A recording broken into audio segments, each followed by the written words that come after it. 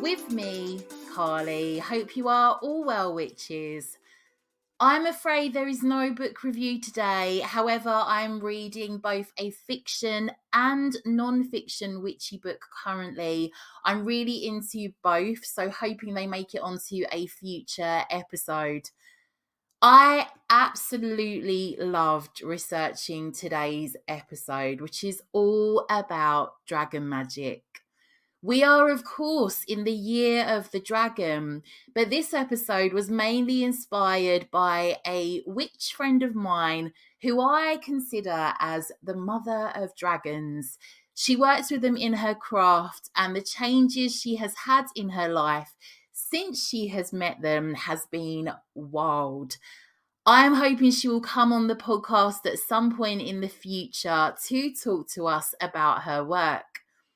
Forgive me on this episode if I sound a bit out of breath in places and sniffly. Honestly, most of February I've been really run down and ill. It's been relentless, but I need to stop talking about it lest I manifest more of it. So I expect to be feeling 100% shortly. If you enjoy this episode, you can find dragon illustrated grimoire sheets that will be up on my Patreon, The Witches Institute. I also have a dragon energy integration meditation you might wish to try there too. So my Patreon is just £6 a month to sign up to, and you can cancel at any point with a click of a button.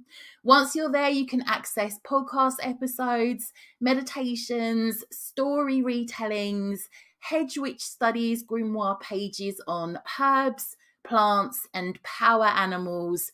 And you can access an amazing witchy community full of wonderful witches. You can find a link in the show notes. I just want to say a huge thank you to my Patreons who support the work I do. I couldn't carry on this work without you. But for now, join me after the break to talk all about dragon magic.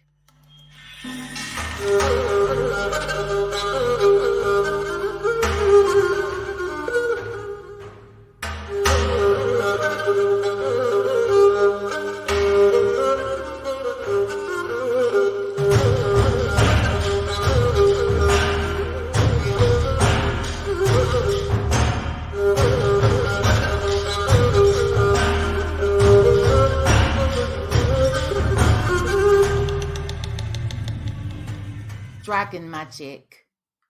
Dragons are mythical beings called upon by some draconic practitioners to act as guardian spirits or allies.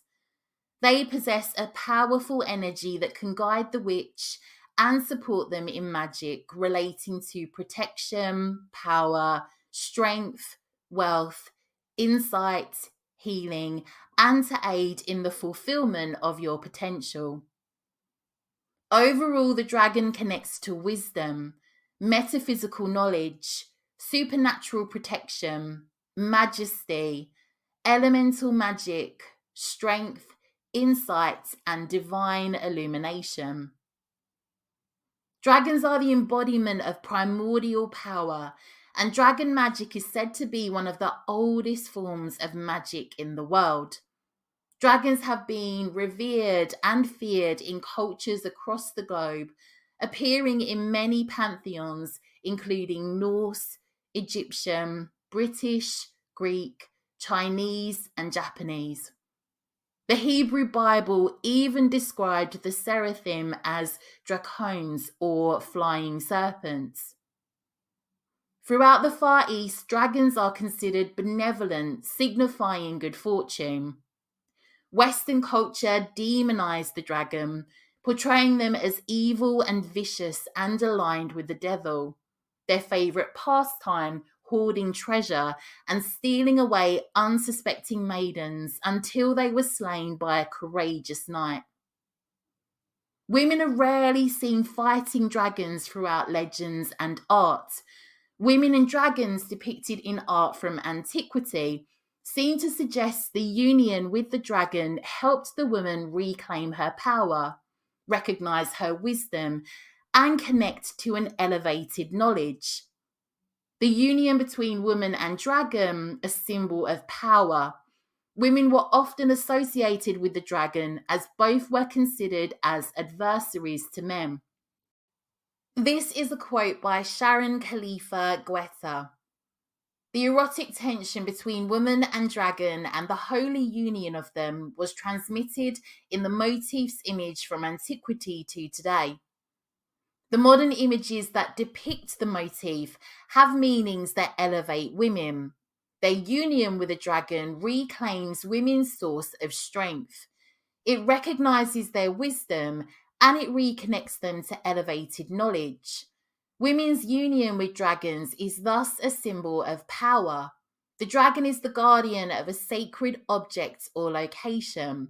Hence, the female body is transformed into a sacred object in modern paintings. The woman's body becomes the forbidden fruit, enjoyable to the eye but forbidden to touch without permission. The dragon's origin could be traced back to the Ouroboros, the snake seen eating its own tail, symbolic of the what goes around comes around message and signifying beginning and completion. The dragon has been linked to goddesses such as Medea, Melusine, Cailleach, Athena, Demeter, Hathor, Wadjet, an Egyptian goddess, and the Greek goddess Hygeia, whose name is the source of the word hygiene. She was a goddess of health and cleanliness. The dragon also links to Lilith, Eve, the Furies, and Medusa. Some images of goddesses with dragons held positive meanings of holiness, healing, protection, and rejuvenation. The negative associations linked the goddesses to being witches, temptresses, murderous, and emotionally uncontrolled. Several goddesses were mothers of dragons. Riding the dragon was said to represent female power relating to fertility. Melusine is a dragon goddess and mythical figure from French folklore. Some disagree that she is a goddess and is more of a spirit. Throughout French lore, she was said to be found within sacred holy wells and rivers throughout north and western France.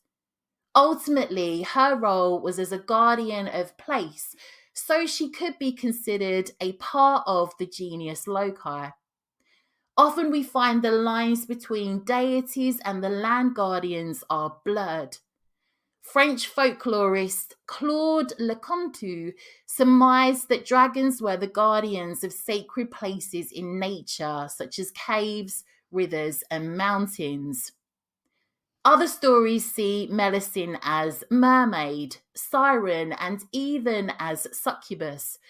She is sometimes depicted as female with her lower half as a fishtail, sometimes with two tails. She has also been depicted purely as a serpentine creature. Perhaps she is all of these and possesses the ability to shapeshift at will. It is also said that Melusine is an ancestral deity of multiple royal lines of France, England, and Jerusalem. The Cailleach throughout some Scottish lore was associated with the dragon along with many other animals. This dragon was known as Beir, and the law was that in order to kill this dragon, you had to cut off its head and take it far away from its body, for it had the ability to put itself back together and come back to life. In the book Scottish Folklore and Folklife, released in 1935, folklorist Donald Alexander Mackenzie wrote of the Cailleach possessing this ability and linked her to the Beir that haunts a loch in Scotland. Sorceress and priestess Medea was said to drive a golden chariot pulled by 2 dragons. The dragons were gifted to her by her grandfather Helios, or the sun personified. In the Slavic pantheon, Veles was considered a dragon god of the earth, water, and underworld, a god said to be like Loki. His nemesis was thunder god Perun. Both gods' worship and sacred spaces would be kept separate by the people. Veles' worship would be conducted in the valleys, close to water and earth. Perun was worshipped in the hills and mountainsides, close to the heavens. When Veles and Perun first went to battle, Veles took the form of a dragon. During the fight, Veles fled from Perun and hid amongst the earth's creatures. Later he was found by Perun and killed. Veles' treasures were said to bleed out of him in the form of rain, and due to this death ritual, Veles was considered a dragon god of the underworld. The tale of Veles and Perun overall is said to be a representation of the wheel of the year and changing of the seasons. Working with dragon magic entails a wider perspective. Dragons are said to be of the realms of angels. When using dragon magic, you are calling forth an element in dragon form. Each element and its dragon has its own magical qualities, moods, and purpose, negative and positive. The essence of dragon magic can be linked to working with the elements earth, air, fire, and water, and aligns various types of dragons with these elemental forces. So there are earth dragons, said to be guardians of the physical realm. Working with earth dragons can help you in areas of strength, protection, stability, grounding, abundance, and fertility. The earth dragon's energy can help bring a grounded energy to your spells and rituals, anchored to the earth's foundations. Air dragons align with the air element and can be great allies in areas relating to communication, clarity, intellect, knowledge, inspiration, and enhancing your mental faculties. You may find working with air dragons that you receive an influx of thoughts and new intentions. Air dragons can help you gain new perspective. Fire dragons hold a transformative and fierce power, linked, of course, to the element of fire. The fire dragon can assist magical workings related to passion, courage, and igniting change. Fire dragons help you unleash your inner power, overcome obstacles, ignite passions, and provide energy of strength and determination. Call upon your fire dragon for spells relating to personal growth, protection, and any spell that requires a spark. Water dragons can help us navigate the depths of our emotions, develop our intuition, and connect with the mysteries of the subconscious. Work with the water dragon for healing, purification, and enhancing your emotional intelligence. It's helpful to understand the unique qualities and characteristics associated with each element overall, to understand which form of dragon you might wish to work with. When working spells or rituals, you may wish to call upon a corresponding elemental dragon to amplify the energy they wish to channel. It may be that you attempt to summon and connect with a dragon, and a specifically coloured dragon is shown to you in your mind's eye. It's said that various colours of dragons represent different qualities and attributes also. Red dragons are said to represent courage, strength, protection, vitality, and motivation. Red dragons are a powerful ally when facing challenges that require bold action. Blue dragons are connected to healing, wisdom, serenity, emotional balance, tranquility, and mental clarity. Call upon blue dragons should you require guidance with matters of the heart and mind. Green dragons represent growth, abundance, renewal. See if you can work with green dragons in spell work and rituals relating to fertility, prosperity, and environmental healing. White dragons are symbolic of purity, spirituality, and truth. The white dragon can offer protection from negative influences, support you with enlightenment, purity on your spiritual journey, and help you seek out the truth.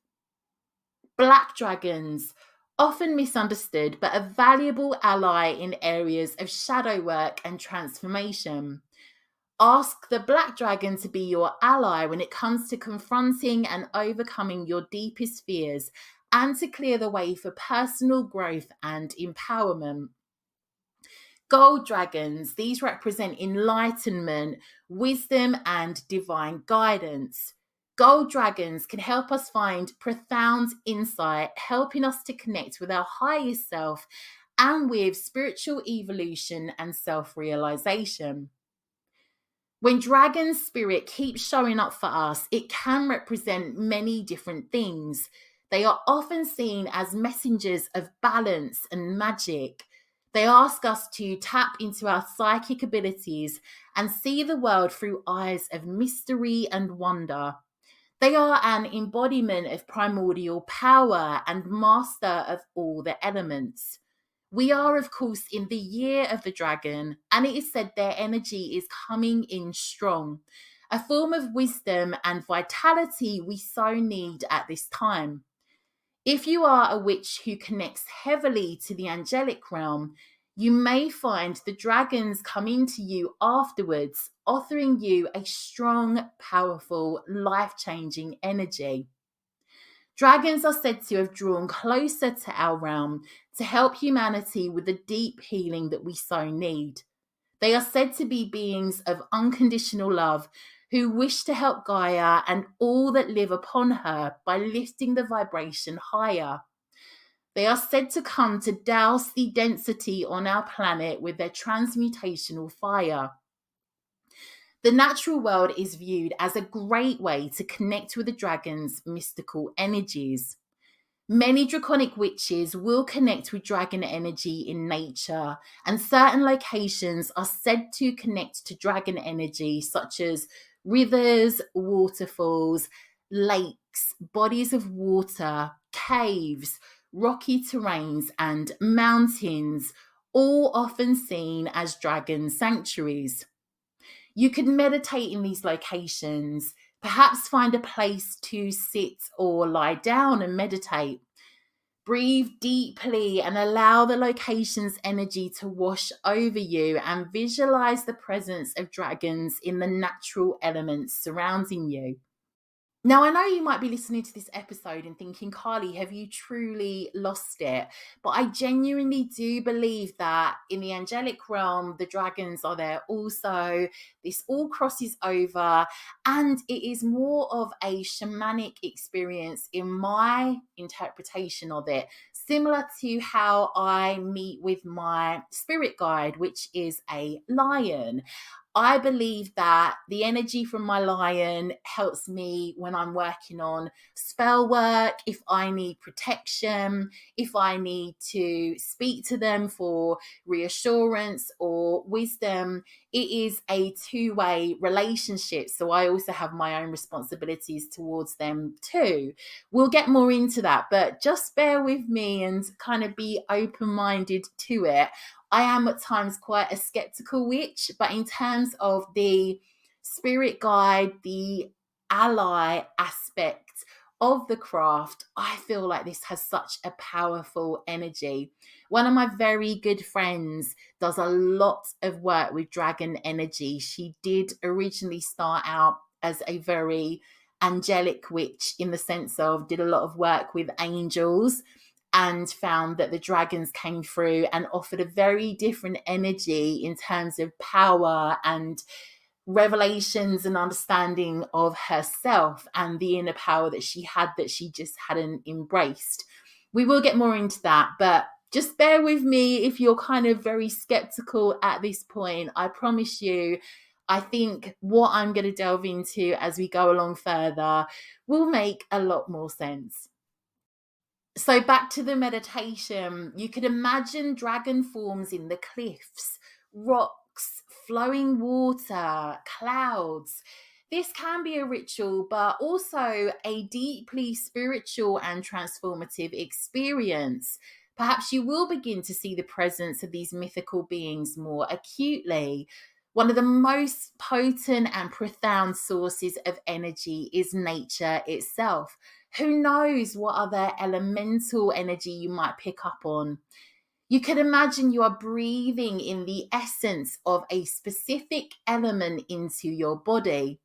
Perhaps the earth for grounding, air for clarity, fire for passion, or water for emotional healing. Feel the elemental energy course through you as you meditate. I can tell I don't feel well because on my notes I put, instead of meditate, exfoliate. Oh my goodness.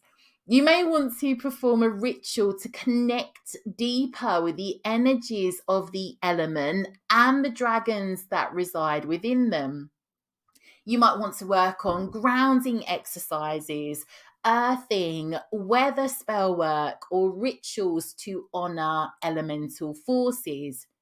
Aligning your magic practice with the energies of the land and the dragons that inhabit it. You may want to create a dragon magic book of shadows and record your experiences, thoughts, and visualizations. Perhaps any messages, feelings, synchronicities, or dreams that arise as a result of the work that you carry out. This can be a great way to track your magical workings and reflect on the connections that you are building. Dragon energy can help us connect deeply to the elements and provides a doorway to a greater understanding of the mystical realms and magic they hold. It is said that dragon magic requires a lot of inner strength and a lot of patience. You may never meet them, but they are a part of the energy found all around us. It is said that after time and patience, you should eventually feel their presence. These mythical beings are long lived, and with their age comes a great patience, wisdom, and knowledge. When we approach working with dragons, a large first part of the experience is setting aside the scientific, skeptic side of ourselves. It's a case of believing with our heart and mind that the dragon's essence exists. All that we are asked to do is connect with it and learn more about it. If we do not truly believe in something, it is difficult to connect with it or even try. Many witches who work with dragon energy claim you can find your thoughts and ways changing and see things in a different light. It's said to be a relationship that is based on teacher and student. They teach and strengthen you so that you may wield great power and great wisdom. The dragons are timeless and wise beyond our imagination and wildest dreams. They can serve as a conduit for enlightenment and spiritual growth. Their ancient wisdom and connection to higher realms can guide practitioners on their own spiritual journey. Again, this can help us align with our higher selves. It is said that dragons' preference is to focus on magic with witches relating to protection and healing. They are said to be able to infuse us with virility and strength. Some magic practitioners will channel dragon energy when it comes to performing rituals or meditation related to physical healing, visualizing the dragon's healing breath or light surrounding and permeating the individual they are working with. Dragons can often support emotional healing, their wisdom and guidance providing solace and support in times of emotional turmoil. Meditation and rituals can be used to call upon the energy of compassionate dragons to soothe emotional wounds and provide comfort and inner peace. So let's look at dragon familiars or allies. You may find the dragon you visualize will become an ally to you. This is a sacred bond formed through mutual respect, trust, and a shared spiritual journey. A dragon familiar can help guide you and act as a mentor to pass on their ancient knowledge and wisdom, along with their profound understanding of the spiritual realms. They can assist you on the crooked path of your witchcraft journey. Dragon familiars are said to be fiercely protective and safeguard their companion from negative energies and psychic attacks. One of their preferred ways to work with witches is protection and warding. Their presence alone can form a powerful protective barrier around the witch.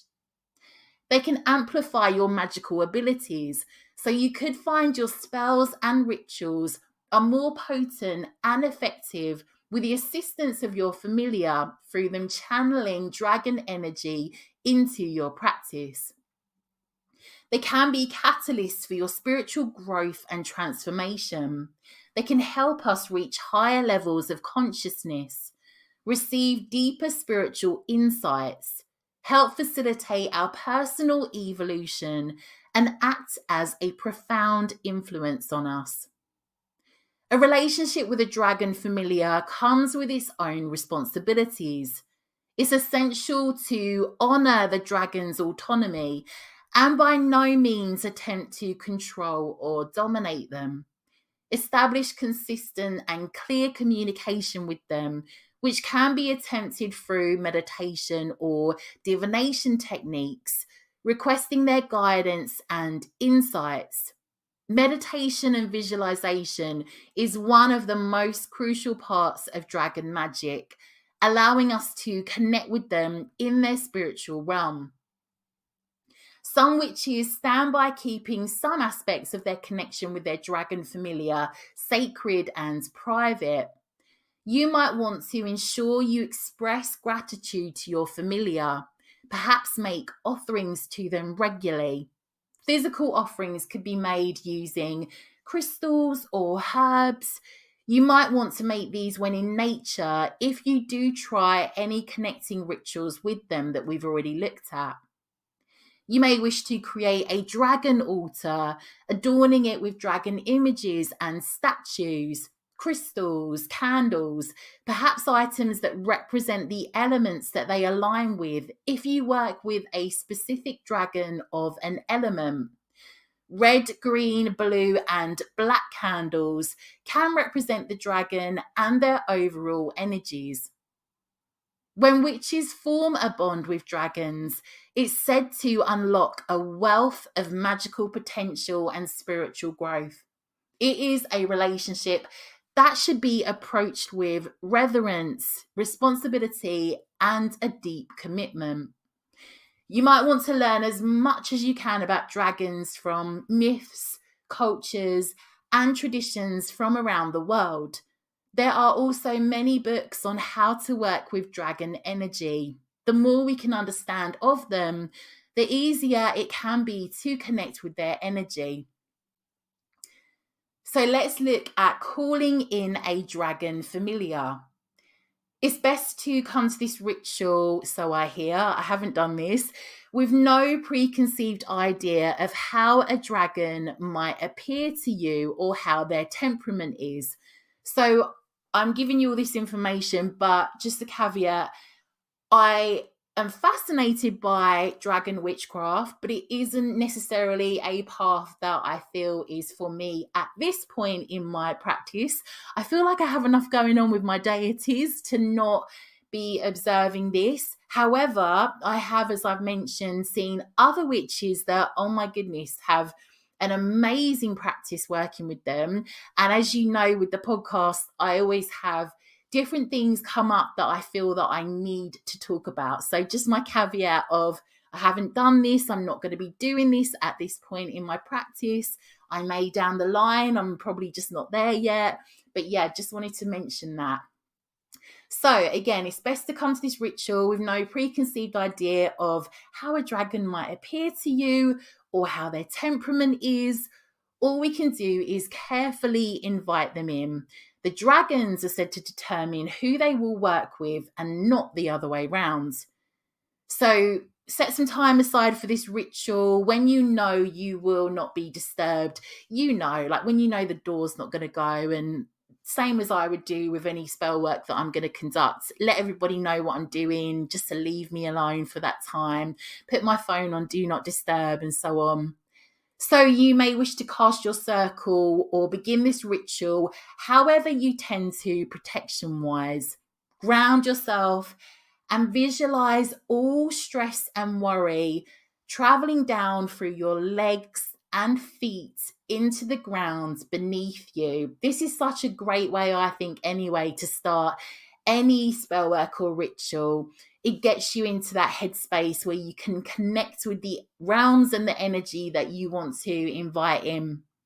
Once you feel all negative energy has left your body, it frees us up to open our minds and energies to the new. You may want to visualize a protective bubble forming around you. So you can do this quite easily by imagining a small bubble is in front of you that begins to expand to surround your entire being. Next, we are going to invite a dragon familiar in. So mentally project your intention to contact and connect with a dragon. You actually could do a similar concept for this if you wanted to work with a deity or a specific ancestor. Anyway, I will continue. Confidently say out loud or in your mind something along the lines of, and you can create your own words, I am, say your name, I wish to walk the path of dragons in love, trust, and companionship. I invite you into my life.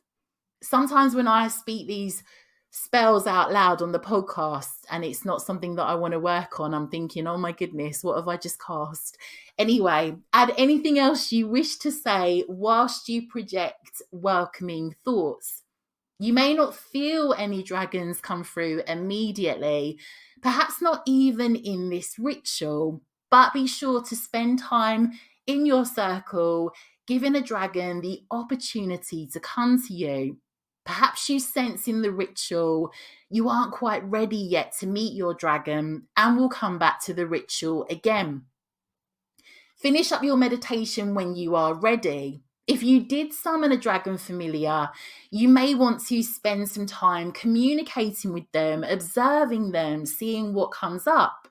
Following this, you may want to document everything that you've seen, how they appeared, any symbolism that you saw, perhaps any feelings or messages that you received.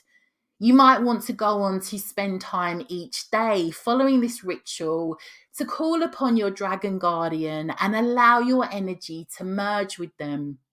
In time, you may find that you can easily accept and understand their messages and the specific ways that they communicate with you. These are really ancient beings, so it might be their idea of communications is completely at ends with what we expect in the modern day. It might take you some time to understand how that all works. If you haven't found you connected with any dragons, don't despair. See if any messages or synchronicities, this always happens for me, pop up after the ritual and come back to it. You might find that things come up in your dreams. It might be you just have some inner knowings that you come to. It is said to be a connection that can be hard to form, yet incredibly benevolent and powerful once you manage it. Once you have created a connection with a dragon, here are some other ways you may wish to work with them. You may wish to create a healing altar or grid. So create a healing altar or crystal grid dedicated to dragon healing. Place items associated with healing, so crystals, herbs, images of dragons in a pattern, inviting the energy of dragons to infuse these items. Sit near the altar or grid, focusing on the intention of healing and absorbing the energy emitted. Dragon chants or affirmations. You might want to develop a chant or affirmation that calls upon the healing energy of dragons. Repeat this chant during meditation or as part of a ritual to strengthen the connection with dragon healing energy. A cleansing ritual with dragons. You could use the power of dragons in a cleansing ritual. Light a candle representing the colour associated with the type of healing you desire. State your intention for healing and invite the assistance of the dragons, asking them to cleanse and purify your body, mind, and spirit. Remember, the efficacy of these practices lies in the intention, belief, and connection established with the dragon energies. Approach these healing rituals with sincerity and an open heart, allowing the mystical power of the dragons to assist in your healing journey.